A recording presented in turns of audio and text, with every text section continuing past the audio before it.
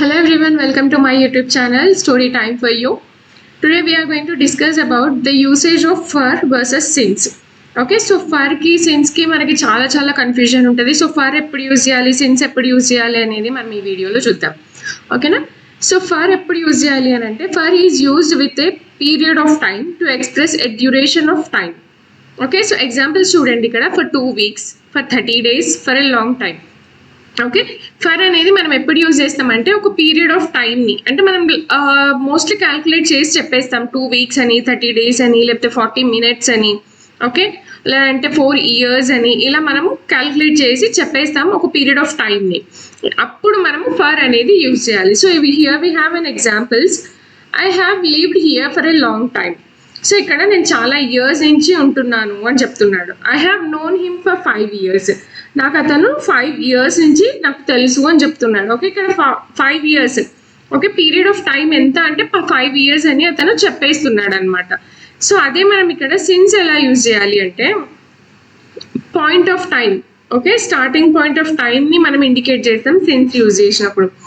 Since is used to starting point of time used for the specific moment of an action begin. Okay, so examples ఇక్కడ చూడండి, since 1995, since June, since last Sunday. Okay, so మనం for అనేది ఏమో period of టైంకి, అంటే ఇంత time అని మనము చెప్పేస్తాం క్యాల్కులేట్ చేసి. సో ఇక్కడ సిన్స్కి మనము ఇంత టైం అని క్యాల్కులేట్ చేసి చెప్పం, ఎగ్జాక్ట్గా మనము మంత్, ఓకే, డేట్, లేదంటే డే, లేదంటే ఇయర్, అలా మనం ఎగ్జాక్ట్గా చెప్తాం. దాన్ని అప్పుడు మనం సిన్స్ అనేది యూజ్ చేయాలి. సో ఎగ్జాంపుల్ చూడండి, she has been doing her homework since 5 PM. Okay, ఇక్కడ ఎగ్జాక్ట్గా పాయింట్ ఆఫ్ టైం చెప్పేస్తున్నాడు సిన్స్ 5 PM అని, అంటే ఆమె హోంవర్క్ 5 PM నుంచి చేస్తూనే ఉంది. డూయింగ్ అంటున్నాడు కదా, సో ఇది ప్రెసెంట్ పర్ఫెక్ట్ అనమాట. సో డూయింగ్ అన్నప్పుడు అది పర్ఫెక్ట్ అవుతుంది. సో అప్పటి నుంచి, ఓకే, సిన్స్ అంటే అప్పటి నుంచి ఆమె చేస్తూనే ఉంది హోంవర్క్, అంటే ఇంకా కంటిన్యూ చేస్తుంది. అది ఎంత పాయింట్ ఆఫ్ టైం, ఎంత పీరియడ్ ఆఫ్ టైం అని మనం దాన్ని ఎక్స్ప్రెస్ చేయలేము. One more example, I have been working here since June.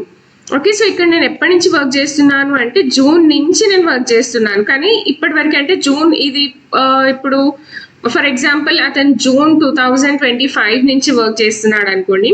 ఇప్పుడు ఇది ఇంకా జూన్ రాలేదు, మే 2026. అంటే మనం క్యాల్కులేట్ చేసుకుంటూ ఆల్మోస్ట్ ఆల్ మనకి 10 months 11 months వస్తుంది. ఓకే, సో క్యాల్కులేట్ చేయట్లేదు ఇక్కడ, ఎగ్జాక్ట్గా పాయింట్ ఆఫ్ టైం అనేది మనం చెప్తున్నాం.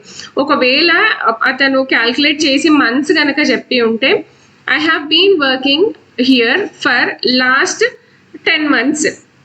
ఓకే, సో మంత్స్ 10 months అనేది పీరియడ్ ఆఫ్ టైం చెప్పినప్పుడు మనము ఫర్ యూజ్ చేస్తాం. సో ఇక్కడ మనం సిన్స్ యూజ్ చేస్తున్నాం కాబట్టి జస్ట్ అతను మంత్ మాత్రమే యూజ్ చేస్తున్నాడు. ఓకే, సో ఇది ఫర్ అండ్ సిన్స్కి ఉన్న డిఫరెన్స్. ఇక్కడ నేను టేబుల్ రాసాను చూడండి. ఫర్ అంటే పీరియడ్ ఆఫ్ టైం, ఓకే, అది 2 hours అయ్యిండొచ్చు, 20 minutes అయ్యిండొచ్చు, 5 days అయ్యిండొచ్చు, లేదంటే 5 years అయ్యిండొచ్చు, అలా.